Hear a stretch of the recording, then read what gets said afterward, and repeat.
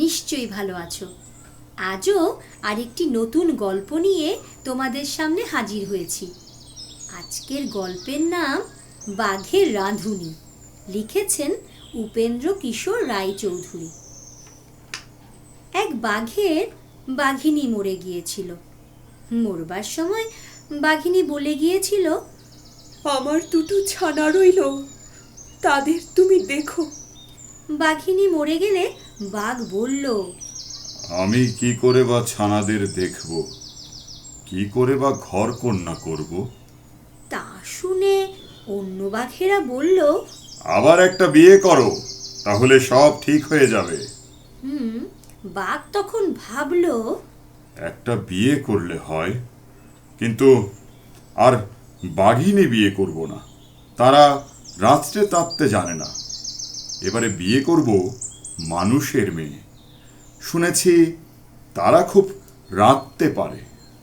এই মনে করে সে মেয়ে খুঁজতে গ্রামে গেল। সেখানে এক গৃহস্থের একটি ছেলে আর একটি মেয়ে ছিল।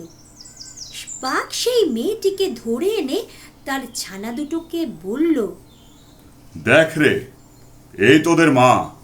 ছানা দুটো বলল, লেজ নেই, দাঁত নেই, রোঁয়া নেই, ডোরা নেই, এ কেন আমাদের মা হবে? ওটাকে মেরে দাও, আমরা খাই।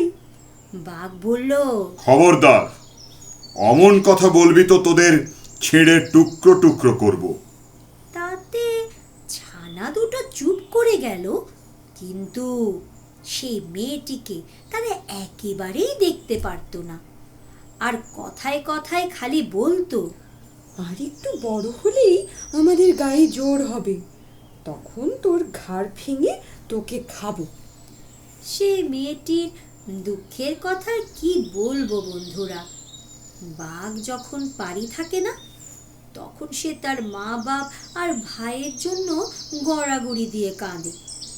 বাঘ এলে তার ভয়ে চুপ করে থাকে। এমনি করে তার দিন যায়, আর তার মা বাপ তো কেঁদে কেঁদে অন্ধই হয়ে গেল। তার ভাইটিও দিন কত খুব কাঁদলো। তারপর তার মা বাপকে বলল, শুধু ঘরে বসে কাঁদলে কি হবে? আমি চললুম, দেখি বনের সন্ধান করতে পারে কিনা। এই বলে সে ঘর থেকে বেরিয়ে খালি বনে বনে ঘুরতে লাগলো।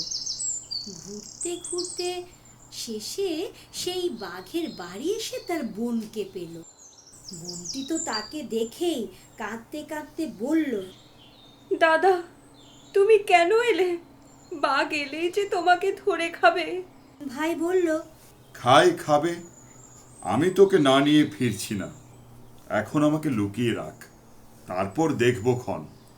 তখন তারা দুজনে মিলে রান্নাঘরে গর্ত খুঁড়ল।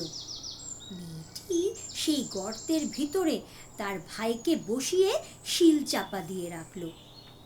তারপরে বাঘ এসে তার ছানা দুটোকে নিয়ে খেতে বসলো। ছানা দুটো তো ভালো করে খাচ্ছে না, শুধু বলেই যাচ্ছে, বাবা গো বাবা, তোর কি শালা, মোর কি মামা, মার কি সদর ভাই, শিলের তলে কুমকুম করে, তুলে দে না, খাই। বাঘ সেদিন কার উপর জানি চটে এসেছিল, তাই ছানা দুটোর কথা শুনেই ঠাস ঠাস করে তাদের দুটো চড় মারল। তারা কি বলছে তা ভেবেও দেখলো না। খাওয়া শেষ হলে সে মেয়েটিকে বলল, আজ পিঠে করিস, বিকেলে খাবো, দেখিস যেন ভালো হয়।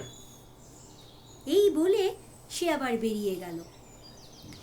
বাঘ চলে গেলে পর মেয়েটি শিলের তলা থেকে তার ভাইকে বার করলো। তারপর দুজনে খাওয়া দাওয়া সেরে উনুন ধরিয়ে তারপর কড়াই করে তেল চড়ালো। বাঘের ছানা দুটোকে কেটে তারপর উনুনের উপর ঝুলিয়ে রেখে তারা সেখান থেকে ছুটে একদম পালিয়ে গেল। বাঘের ছানা দুটো উনুনের উপর ঝুলছে আর ঝ্যাঁত ঝ্যাঁত করে রক্তের ফোঁটা তপ্ত তেলে পড়ছে। বিকেলে বাঘ ফিরে এসে ঘরে ঢুকবার আগে সেই শব্দ শুনতে পেল। শুনে সে বলল, বাহ রে বাহ, ওই পিঠে হচ্ছে। পিঠে যদি ভালো হয় তো ভালো, নইলে আমরা 3 বাপ বেটাই মিলে রাঁধুনি হতভাগীকে ছিঁড়ে খাবো। তারপর ঘরে ঢুকেই তো দেখলো কি রকম পিঠে হচ্ছে। তখন বাঘ হালুম হালুম করে ঘরময় খুঁজতে লাগলো, কিন্তু গৃহস্থের মেয়েকে কোথায় পাবে। সে ততক্ষণে তার ভাইকে নিয়ে বাপ মার কাছে উপস্থিত হয়েছে, আর গ্রামে সকল লোক ছুটে এসে তাদের নিয়ে কি আনন্দই যে করছে তা কি বলবো বন্ধুরা। বন্ধুরা, নটে গাছটি মুড়লো, আমার গল্পটিও ফুরলো। গল্পটি যদি তোমাদের ভালো লাগে তাহলে অবশ্যই লাইক করবে এবং কমেন্টে জানিও তোমাদের কেমন লেগেছে।